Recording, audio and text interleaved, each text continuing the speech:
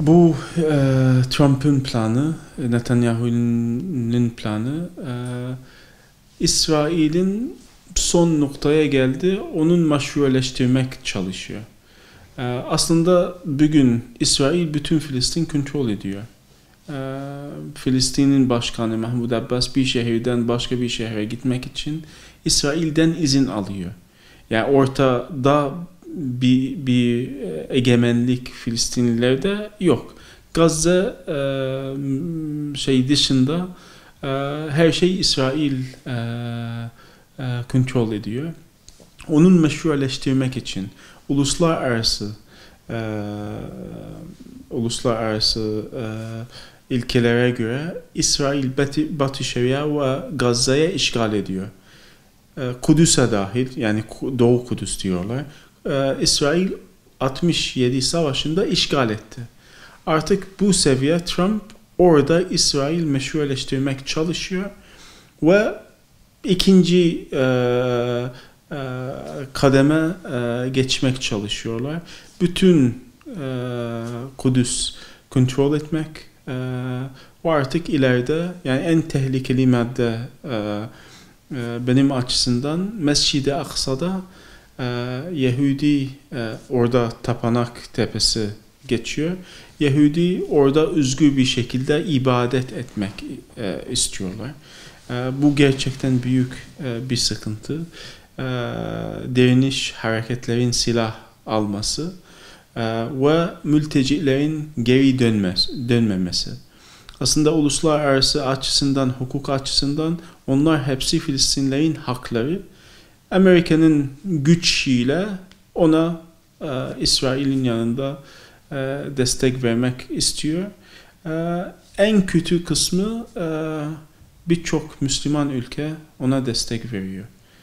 Yani perdenin arkasında birçok Müslüman ülkelerde açık bir şekilde destek veriyor. O birkaç ülke açık bir şekilde destek veriyor. Şimdi bir örnek Birleşik Arap Emirlikleri, Bahreyn, onlar açık bir şekilde hatta katıldılar ve destek verdiler. Şimdi diğer ülkelerin Mahmud Abbas'a dahil Filistin'in sözde Cumhurbaşkanı ona karşı konuşuyorlar ama arkasında maalesef İsrail'le işbirliği devam ediyor. Saudi Arabistan'da başka bir örnek. Maalesef çoğu Müslüman ülkelerde sessiz kaldı ve ya da sessiz kaldı ya da İsrail'e destek verdi. Birkaç örnek dışında Türkiye, Malezya, bazı ülkeler şiddetli bir şekilde ona karşı çıktı. Ama bir iki ülke 56 ülkeden gerçekten çok az bir sayı. Onların menfaatleri Batı'ya bağlı. Batı onlara yani birçok ülke Arap coğrafyasında Batı onlara destek vermiyorsa hemen düşer, çöker. Ve Trump açık bir şekilde onlara meydana okudu. Özellikle Saudi Arabistan dedi 2 hafta biz size yardım etmesek hemen çökersiniz. Sonra değiştirdi 2 saate kadar indirdi. Ve sürekli onlardan para istiyor. Ve onlar para ödüyorlar. Şimdi neden bu durumda kaldılar? Çünkü Amerika'nın onlara gerçekten destek vermiyorsa kendi içinde bir güç yok. Mescid-i Aksa Filistin bir mal değil, Müslümanlardır.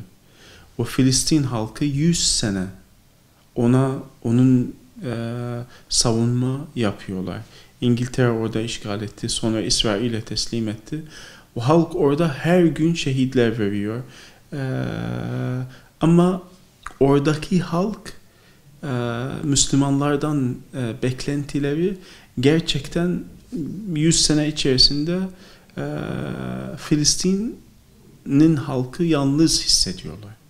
Arkamızda 2 milyar Müslüman vardır ama hiçbir şey yapmıyorlar.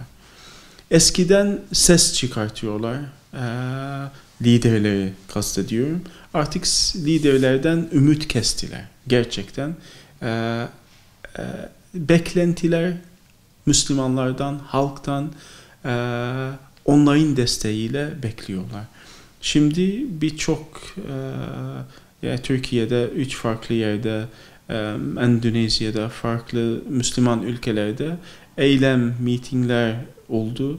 O Filistin halkı gösteriyor, siz yalnız değilsiniz.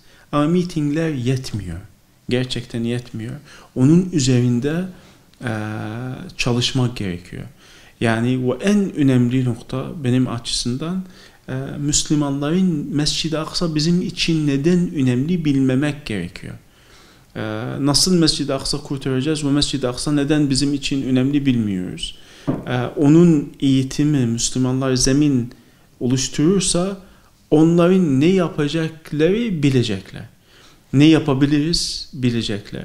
Yani aslında bu ilk defa böyle bir işgal değil. Salahaddin döneminde aynı işgal 88 sene sürdü ama bu işgal en uzun işgal. 100 seneden fazla 100 seneye geçti. Herkes kendi ülkede İsrail'in oradaki akademik açısından, ürün açısından birçok şey açısından boykot edebilir. İsrail'e boykot edebilir. Türkiye'de maalesef bir İsrail sempozyumu İzmir'de gerçekleştirdi. İsrail'den akademisyen geliyor. O işbirliği Batı'da, İngiltere'de boykot ediyorlar. İsrail akademisyenleri ve biz Türkiye'de onlara hoş geldin diyoruz. İsrail'in ürünleri Mavi Marmara'dan sonra Türkiye'de Türkiye arası iktisadi açısından 4 kat çıktı. Yani burası biz İsrail kınıyoruz ama aynı zamanda onlarla ticari şeyleri devam ettiriyoruz. Gerçekten o da büyük bir hata ve onun düzeltmesi gerekiyor. İsrail o açısından Filistinlilere çok baskı yapıyor. Sosyal medya üzerinden bir örnek. Birçok hesaplara kapatıyorlar. Profesörler kimse doğru haber paylaşmasın diye, İsrail'in tepkileri olmasın diye. Geçen hafta babamın hesabı Facebook kapattı ve tamamen tekrar açmayacağız. Böyle bir şey oldu. Müslümanlar arasında böyle kendi platformları, biz herkes onların platformları kullanıyoruz ve onlar sensör, orada WhatsApp bile Filistin aktivistlerin WhatsApp hesapları kapatmışlar. Facebook, Twitter'da kapatıyorlar. Onların platformları biz kullanıyoruz. Burada o da başka bir beklenti Müslümanlardan, başka bir platform ortasında biz üretelim. Sosyal medya platformları biz kendilerimiz üretelim. Sadece o açısından değil, akademik bilgimiz, Filistin'le ilgili büyük bir kısım Siyonistler yazmış. Türkiye'de çok kaynaklar 1. mabed, 2. mabed bahsediyor. Ve biz onların düşünceleri kullanıyoruz.